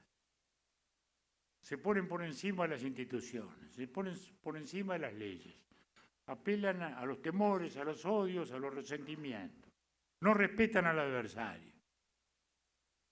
Cuando uno ve que un presidente no va a transmitir el mando al que sigue en una democracia, pasó en Estados Unidos. Cuando uno ve en Brasil que el presidente no va a transmitirle el mando al que sigue.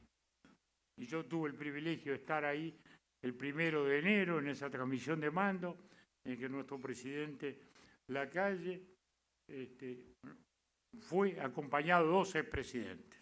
El presidente Mujica, que representa el polo bien opuesto, y Sanguinetti. Y fuimos allí 2 expresidentes y el presidente, como expresión de nuestro homenaje a Brasil, pero también como expresión de nuestra civilidad y de lo que debe ser una democracia en la cual discutimos, nos peleamos, ardorosamente pensamos en cosas distintas, pero también nos respetamos. El señor Mujica fue enemigo cuando él tomó las armas y yo integraba a los gobiernos que lo combatían. Sufrimos una dictadura como consecuencia de eso. Salimos en paz. Ellos se incorporaron a la vida política, pasaron a ser adversarios políticos. Y hoy somos colegas amistosos, ¿no?, que justamente estamos trabajando para disminuir esas tensiones. Y hasta hicimos un libro conjunto de conversaciones para mostrarle a los muchachos de que se debe convivir aún en la profunda discrepancia de las ideas al amparo de la ley y de la Constitución.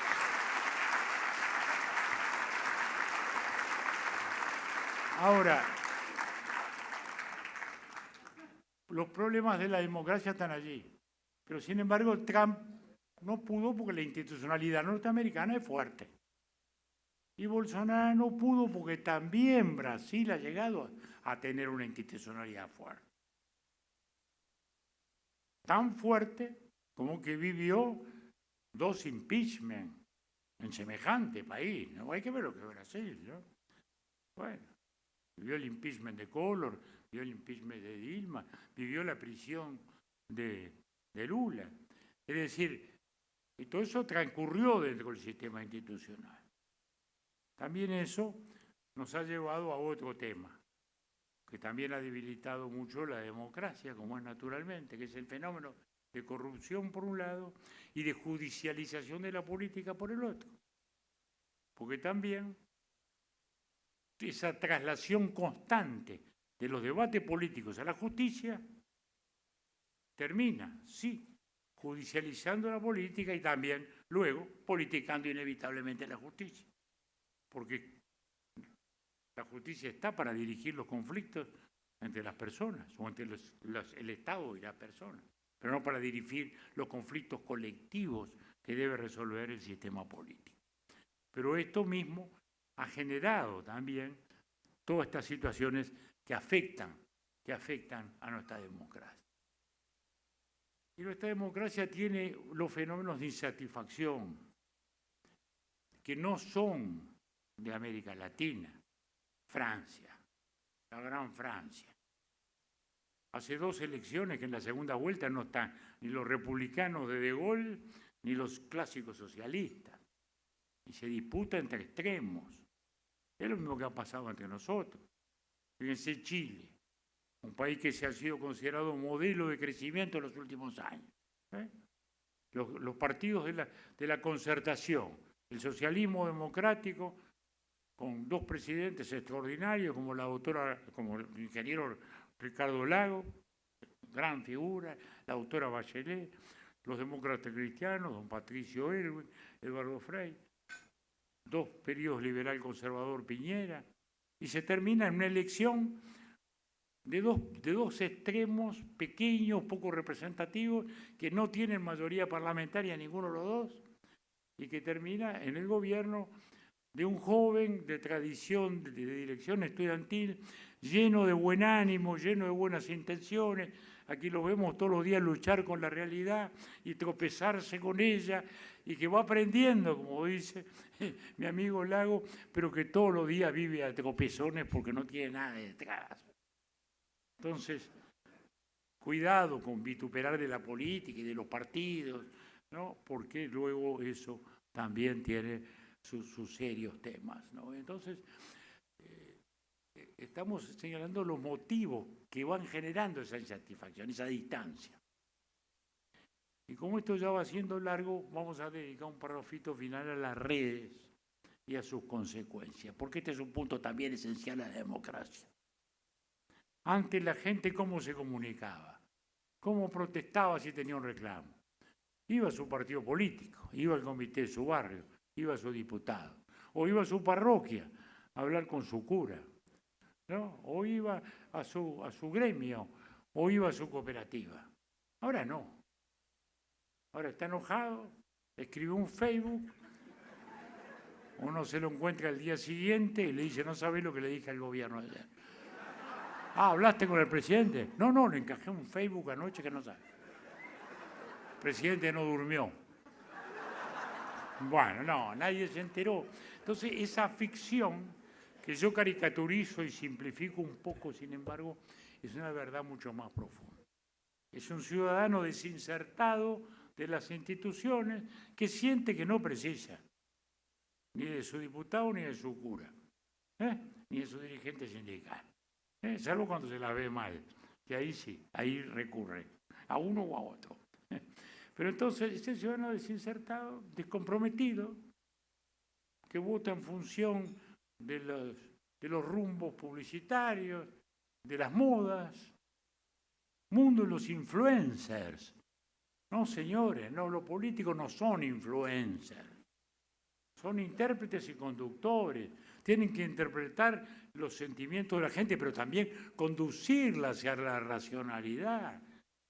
Porque, digamos las cosas como son, un político que haga todo lo que le reclama a la gente va a fundir el país en una semana. Por eso que tiene que ser conducido y conductor, intérprete pero conductor, esencialmente un pedagogo. Entonces, estos fenómenos de las redes han alterado sustantivamente la democracia representativa. Y como no podemos ignorarlo, lo que tenemos que hacer es estudiarlo, saberlo, entenderlo, discriminar lo que es periodismo y lo que es redes. Las redes no son periodismo, es simplemente un aluvión, es un aluvión inorgánico de frases, conceptos, discursos, imágenes, que van generando cosas. Y que son herramientas, y herramientas útiles. Yo no reniego de ellas, ¿no? Internet fue una revolución, Google fue una revolución, Wikipedia, todos los abogados y presuntos literatos hablábamos de horrible Wikipedia. Hoy la usamos todos, vamos a no engañarnos, porque si queremos una fecha vamos a la Wikipedia. Pero ya sabemos bien cuál es el límite de la Wikipedia. Y sabemos bien cuál es el límite de Google. Pero es una herramienta fantástica. Son herramientas fantásticas. Hay que saber usar. Lo que ocurre es que cada herramienta nueva atrofia otra. La primera fue la escritura. Cuando el ser humano inventó la escritura, ya hubo zonas de la memoria que atrofió.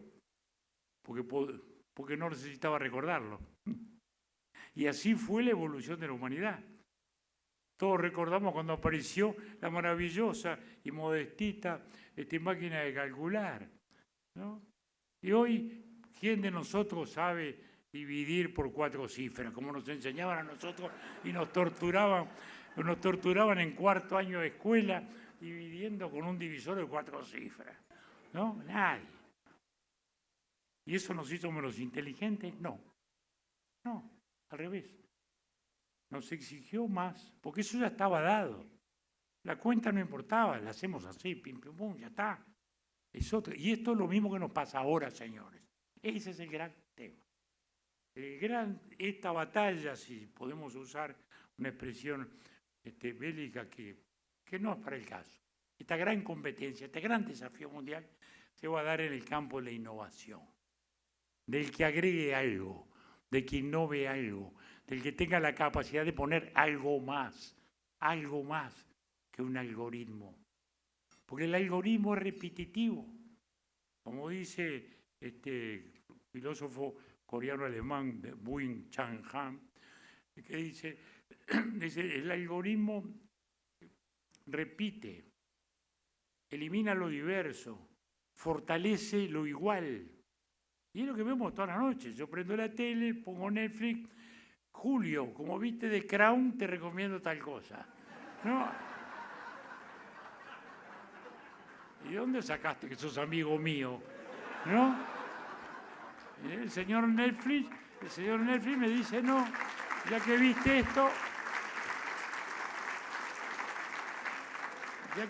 esto, ahora tendrías que ver esto.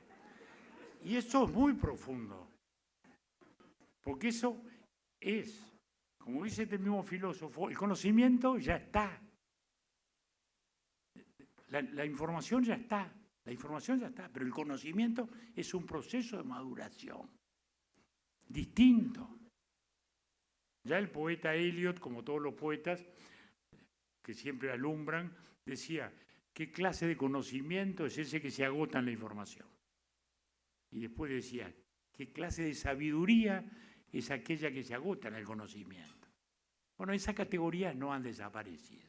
Y hoy, el ChatGPT, que tampoco debemos enojarnos con él, nos va a ayudar mucho. Sí, porque uno lo fácil, lo básico lo va a encontrar allí. Pero la innovación y la creatividad no. Y eso va a pasar en todos los órdenes de nuestra vida. Desde la ciencia hasta la literatura. Porque ¿quién puede escribir una novela que comience? Muchos años después, el coronel Aureliano Buendía había de recordar aquella remota tarde en que su padre lo llevó a conocer el hielo. Bueno, eso lo escribió García Márquez en el comienzo de 100 años. ¿Ustedes creen que alguna máquina va a poder iniciar así una novela? No, señores.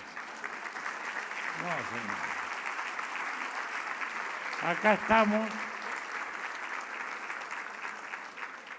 La creatividad sigue siendo, y ese es el gran desafío. El pueblo que se eduque y que se forme para pensar, seguirá adelante.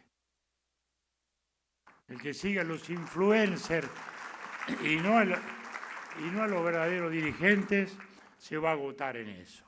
Ese es el desafío de la democracia. Ese es el hermoso desafío que tenemos todos por delante. Este país ha tenido continuidad. Cuando tuvo continuidad, tuvo éxito. Señores, ¿qué es lo del canal? Yo viví todas las etapas del canal. La primera vez que vine acá como periodista, en el año 57, 58, era un muchacho, viví todas las historias. Y cuando le iban a dar el canal, lo que va a pasar ahora cuando lo agarren los panameños. Decía. Ahí está el canal. Ahí está el canal, y los gobiernos se sucedieron, y el canal se duplicó, y es un fenómeno. Y el aeropuerto lo mismo, y la benemérita Copa, que yo la adoro, la Copa, porque nos conecta con todo el mundo, y este aeropuerto, bueno, la propio Casco Viejo, que yo lo vi todo derrumbado, y ahora uno lo ve y dice, qué maravilla. Es decir, que Panamá ha demostrado con continuidad que puede hacer grandes cosas, y esas grandes cosas, hay que seguirlas haciendo, pensando, creando e innovando. El algoritmo nos va a dar los datos. El pensamiento lo tenemos que poner nosotros. Y también la voluntad. Gracias a todos.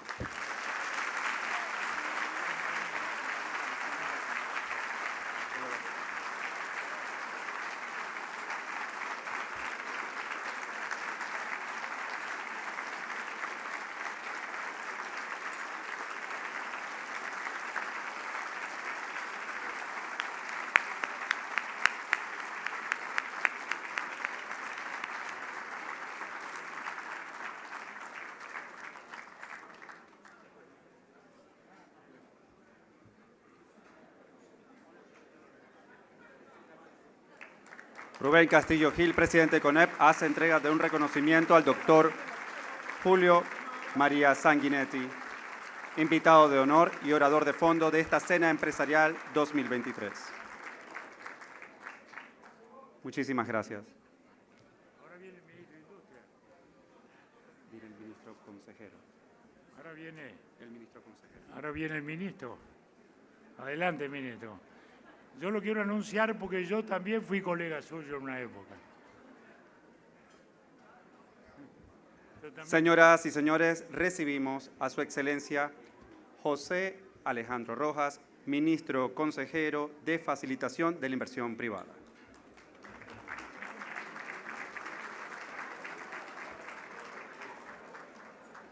Ayúdeme un poquito que por la rueda.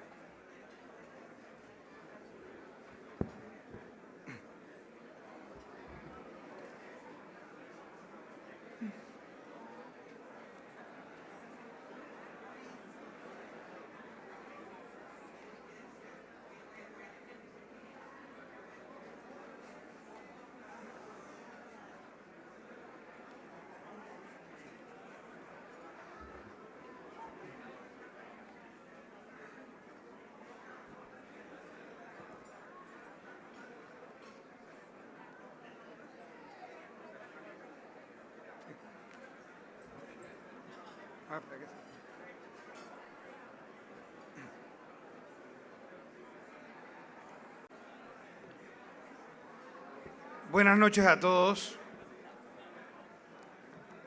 La verdad es que aquí traía un discurso. Creo que no vale la pena.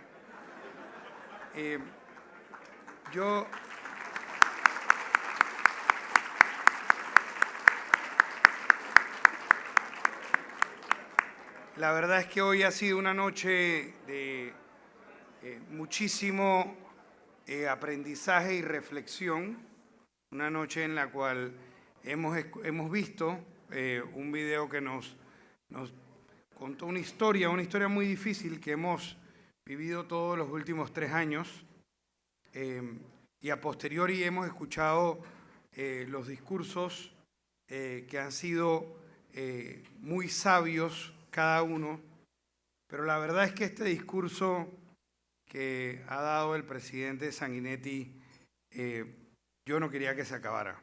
Hubiera podido quedar aquí toda la noche. Las reflexiones que usted ha dado de los últimos...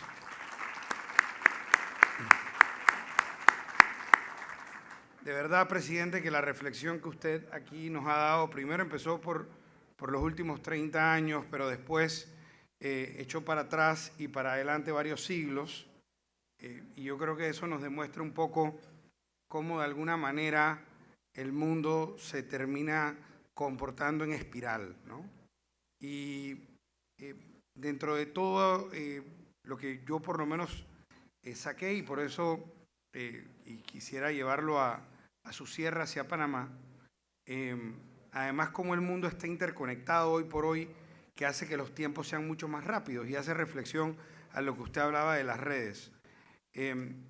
Si nosotros vemos 1920 a 1940, se vivió en ese momento el mundo, vivió una pandemia, vivió la peor crisis financiera de la historia y también vivió una guerra mundial.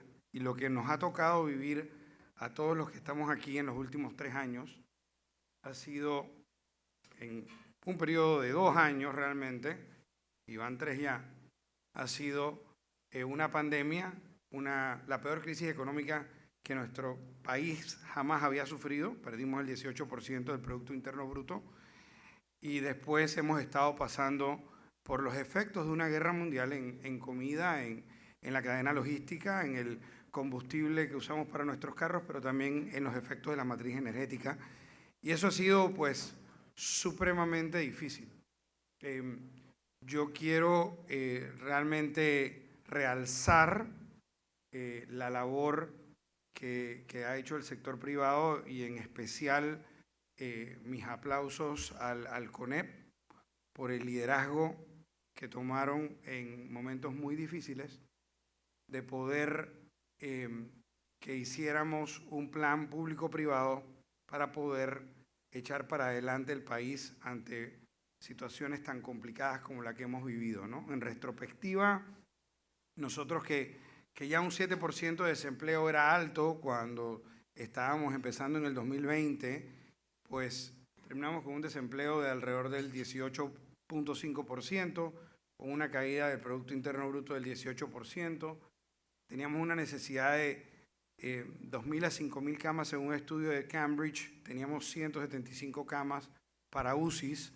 Y fue precisamente por ese liderazgo y ese trabajo público-privado, pero nuevamente resalto ese liderazgo del CONEP, que pudimos ponernos a trabajar todos juntos, sector público y sector privado, a través de 7 mesas para poder echar para adelante las políticas públicas y generar las condiciones para que nos pudiéramos recuperar.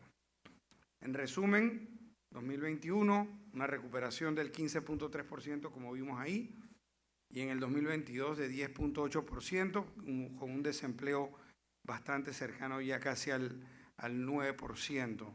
En el número de abril oficial era 9.9%, pero también interesante con una inflación del 2.7%. Y los números, digamos que son alentadores a futuro, pero lo más importante es la empleomanía. Cada una de esas personas que perdieron ese trabajo, cada uno de esos empleos que se perdieron fueron una tragedia y que tenemos que recuperarlos, como dice el presidente, tal vez no serán exactamente los mismos porque pues de alguna manera la pandemia también nos trajo a evocarnos hacia un mundo más digital. Pero lo que yo saco de esto y trayéndolo poniéndolo en digamos, el contexto de lo que el clímax de la noche de hoy, que fue el discurso del doctor Sanguinetti, del presidente Sanguinetti, desde el punto de vista socioeconómico, político, geopolítico e histórico, es que a veces entre más grande es la crisis, más grande es la oportunidad. Y nosotros, que en este país, la Primera Guerra Mundial nos agarró después de tener un canal y que la Segunda Guerra Mundial nos agarró como básicamente era el equivalente a lo que era la ley SEM de ahora, porque teníamos todos el ejército de los Estados Unidos aquí gastando dinero, invirtiendo, haciendo pistas de aterrizaje y muchas otras cosas más. Pues digamos que esto que nos ha pasado ahora en los últimos años es sin lugar a duda el momento más difícil que hemos vivido como nación. Y es precisamente porque hemos vivido por esa crisis y que sigue el mundo viviendo en crisis. Vimos lo que pasó este fin de semana con Credit Suisse, vimos lo que pasó la semana pasada con los bancos, es decir, esto no se ha acabado, pero yo creo que la única forma como nosotros podemos como país salir adelante, independientemente de los intereses políticos o económicos, es nosotros trabajándolo juntos en una alianza público-privada, 1, y 2, sin lugar a dudas apostando a la innovación, pero también mirando hacia la izquierda, aprovechando que tenemos a la presidenta de la Corte Suprema de Justicia, que cuando la fui a saludar le comenté que cada vez que viene un inversionista a nuestro país, que es todos los días, la verdad que me vanaglorio como panameño de poder decir que tenemos una Corte Suprema de Justicia en la cual se han nombrado 6 magistrados que pasaron por un proceso prístino, transparente, que vinieron incluso como recomendaciones desde la sociedad civil. Y esos son realmente los primeros pasos hacia el país que queremos, porque queremos un país, sí, con innovación y educación, que tenemos muchas tareas pendientes, pero también necesitamos un país que haya más certeza del castigo y lo que llaman los americanos the rule of law. Y que sin lugar a dudas ese cambio no puede venir desde el Ejecutivo, porque el Ejecutivo, si lo haría, entonces sería más una dictadura. Tiene que venir, se tienen que nombrar las personas, que es realmente un derecho constitucional del presidente haberlas nombrado, pero pasó por el proceso que pasó para poder dejar ese legado de que tengamos a mejores personas en esa corte, y vimos cómo inmediatamente, en menos de una semana, una vez hubo mayoría en esa Corte Suprema de Justicia, cómo se abrieron más de 1.500 puestos a concurso, mandando una señal de que esto va a cambiar. Entonces, esa fue la primera parte, la escogencia de las personas. La segunda parte es dotarlos de los recursos que en efecto han tenido. Entonces, esto no pasa en un día, ninguna de las dos cosas, pero definitivamente se tiene que comenzar, y si se hubiera comenzado hace 20 años ya hubiéramos cumplido todas las etapas, pero rescato y regreso al contexto del presidente Sanguinetti de que precisamente hemos demostrado como país, cuando en los 90 decían, y el peligro que tenían y que pensaban en Washington era: Panamá no va a poder manejar el canal de Panamá como lo hizo los Estados Unidos, tenían razón. Nosotros lo hemos hecho mucho mejor. Y nosotros hemos transformado el activo socioeconómico político, o mejor dicho, militar, geopolítico, en realmente el centro de gravitación de nuestro sistema socioeconómico político. Y hoy por hoy gozamos de la mejor estabilidad de toda Latinoamérica, y por eso es que estamos viendo cómo inversiones están viniendo de diferentes puntos de Latinoamérica por diferentes razones, uno, y dos, estamos viendo también cómo desde el norte están viniendo, y desde Asia y desde Europa han venido en esta administración 58 multinacionales que se han establecido. Pero más importante, de la pandemia para acá, porque al final del día no estamos aquí hablando política o política partidista, estamos hablando sobre nuestro país. Panamá, de la pandemia para acá, 51 empresas multinacionales se han establecido en Panamá. Solamente en este año 2023 van a haber más de 1.000 empleos en esas empresas multinacionales. Entonces, los invito a todos, después de haber escuchado tales palabras tan increíbles, presidente, a que construyamos patria, a que no permitamos que tampoco el proceso ya no es preelectoral, sino que electoral quite y acabe con la continuidad a la cual el presidente Sanguinetti se refería, para que podamos construir por muchos años más el país que nuestros hijos y nuestros nietos se merecen. Muchas gracias.